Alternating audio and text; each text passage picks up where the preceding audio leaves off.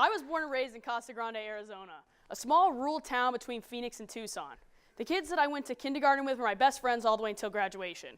And if you're from a small town, you know it seems like everybody knows everybody. I never truly had to make a new friend. But then it hit me senior year. The kids that I went to school with were going to move to a new city, and I was going to have to make new friends, something I didn't know how to do.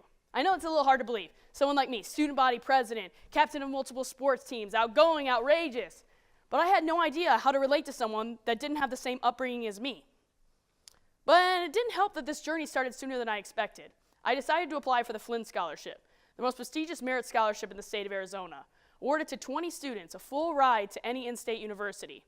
Now, me, a kid from Casa Grande that took the PSAT to get out of class, naturally I thought I had no chance.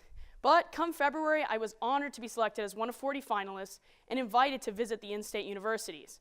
I thought, hey, I get to meet these finalists, maybe it's my chance to make new friends. But then I thought, what am I going to talk to these nerds about? When we were walking at the ASU visit to Gamage to go see Blue Man Group, the other finalists were talking about the things that they're involved in. National Merit, Model UN, and I'm sitting there thinking, what is Model UN? We get to Gamage, and I'm pretty self-conscious. I don't know what I'm doing here. Why do I belong with these outstanding students? I'm just a kid from CG.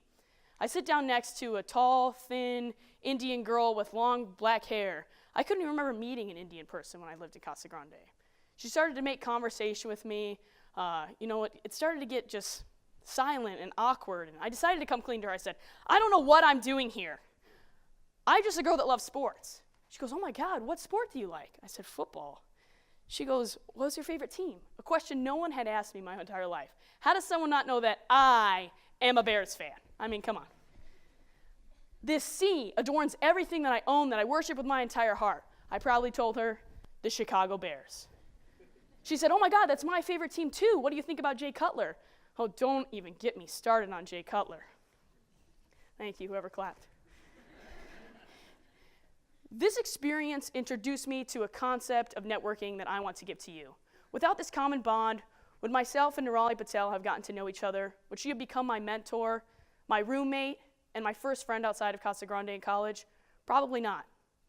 Fandom is simply the state or condition of being a fan of something, person, place, thing, idea, interest, you name it. My cousins Jake and Zach are my best friends, and they're the biggest trash talkers you've ever met in your life. In fact, they called up my roommate and just lit up about how the Saints are going to beat the Cardinals in week 1, and my roommate sat on the phone for an hour with them, but they were silent after the Saints lost, though. But my point is this, Zach and Jake are 13 and 16 years old. They live 2,000 miles away from my roommate, who they've never met in their entire life. How come they can call her? Fandom, my friends. But this is true about being a fan of anything. I'm a huge Taylor Swift fan, Harry Potter nerd, World War II history buff, Pretty Little Liars fanatic, and lover of everything sports. Has made me my closest friends and allowed me to network my way into the sports industry. That's what I love about fandom.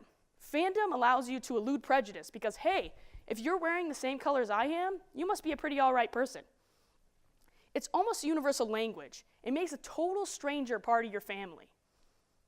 Fandom and knowledge is power. It's the reason why if you're in the airport and I see a person wearing a Bears hat, give them a fist bump. It's the reason why if I see someone in the airport with a media credential on their backpack, I assume they're a journalist and I ask them about their work. Boom, stranger to conversation to connection.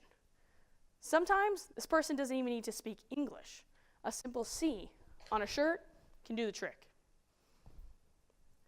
Fandom and knowledge is power. It's the reason why kids sit on the separate sides of the bus when it's ASU versus U of A day. That C has gotten me to where I am today. That C has allowed me to meet everyone that I know. In this room even, we have one thing in common. We're not just fans, we are Sun Devils. I can't even count on my fingers and toes the number of ASU alumni that have literally helped me in my career just because I would literally die for Sparky the Sun Devil. Fandom is a rite of passage that opens the door for accessibility. So my conclusion is this: reflect on your fandoms. Utilize your common connections to become connected to someone in a special manner. Being too cool is lame. Be excited, be interested, have passions, geek out, love what you love unapologetically.